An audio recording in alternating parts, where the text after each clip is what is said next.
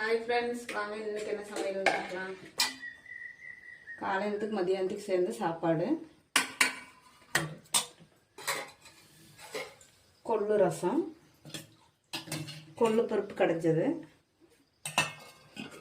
Beetroot பொரியல்.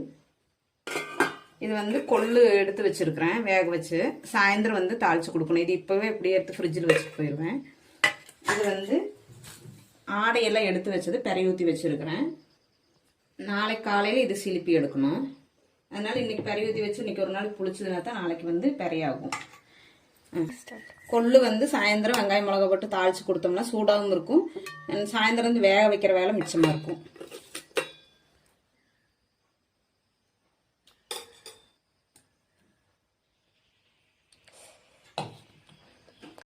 இன்றைக்கும் சமையல் வேலை மட்டும்தான் முடிச்சிருக்கிறேன். க்ளீன் பண்ணி வச்சுருக்கிறேன் அடுப்படியை. ஆனால் பாத்திரம் கழுகலை, ஏன்னா இன்றைக்கி டைம் இல்லை. ஏதோ சாப்பாடெல்லாம் மசிச்சு இப்போ ரசம் ஊற்றி ரச சாப்பாடு மசிச்சு பிசைஞ்சு கொடுத்தா பாப்பா சாப்பிட்டுக்குவேன். நல்லா மதியானத்துக்கு பேக் பண்ணிடுவேன். டைம் என்ன ஆகுதுன்னா மணி 7:15 ஆயிடுச்சு.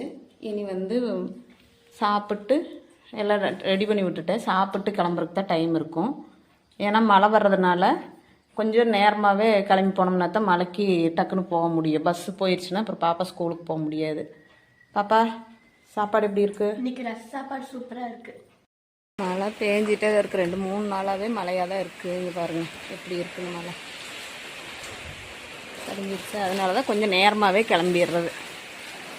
பாப்பாவோட கோட்டு. எங்கள் வீடியோ பிடிச்சிருந்தா லைக் பண்ணுங்கள், கமெண்ட் பண்ணுங்கள், சப்ஸ்கிரைப் பண்ணுங்கள். பாய் பாய் ஃப்ரெண்ட்ஸ்.